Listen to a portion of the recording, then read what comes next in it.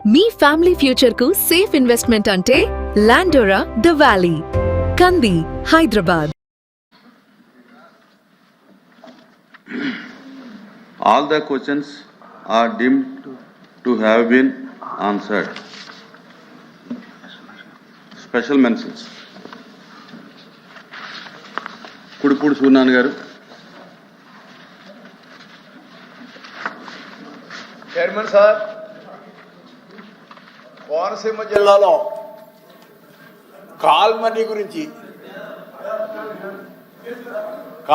గురించి నిషేధించవలసిందిగా రాష్ట్ర ప్రభుత్వం చట్టాన్ని తెమ్మని చెప్పి కోరటం జరుగుతుంది సార్. 10-15 రూపాయల వడ్డీతో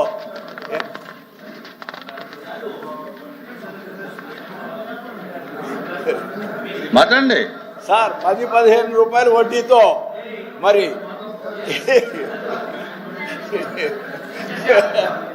అయ్యో ఉన్న వడ్డీ అని కూడా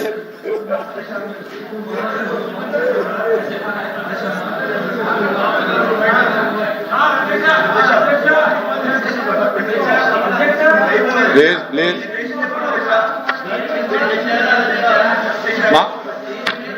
దాని మీద చెప్తాను కూర్చోండి.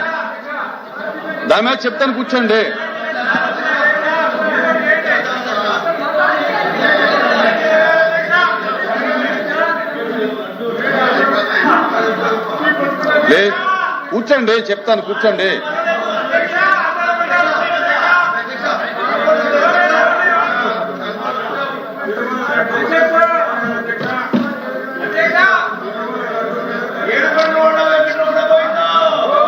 Question number 14272 is withdrawn by the member.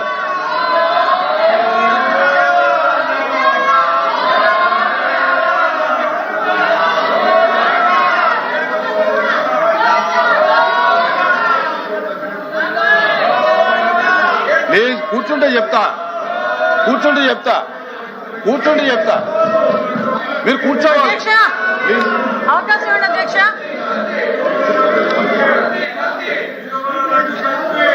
కూర్చోవాలి అధ్యక్ష, మాకు సభా సమయం చాలా విలువైంది అధ్యక్ష.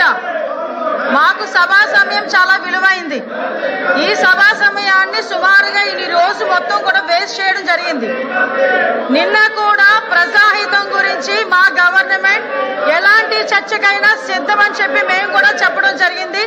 అగైన్ మళ్ళీ ఈ రోజు చెప్తున్నాం, మనకి ప్రజాహితం గురించి, ప్రజా సంక్షేమం గురించి కంపల్సరీగా ఈ ప్రభుత్వం ఎటువంటి చర్చకైనా మేము సిద్ధంగా ఉన్నాము.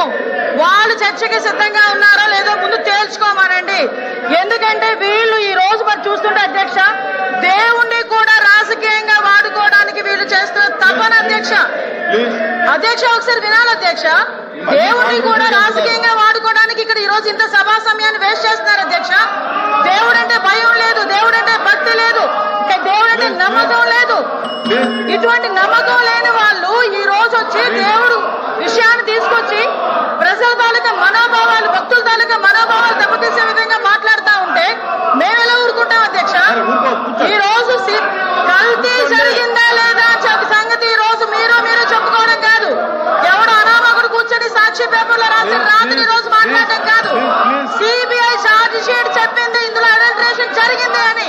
240 కోట్ల రూపాయలు తీసుకొచ్చి మీ చేతుల్లో నింపుకున్నారని సంగతి తెలిసింది. డైవర్ట్ చేయకండి ప్లీజ్. ఎల్ఓపి గారు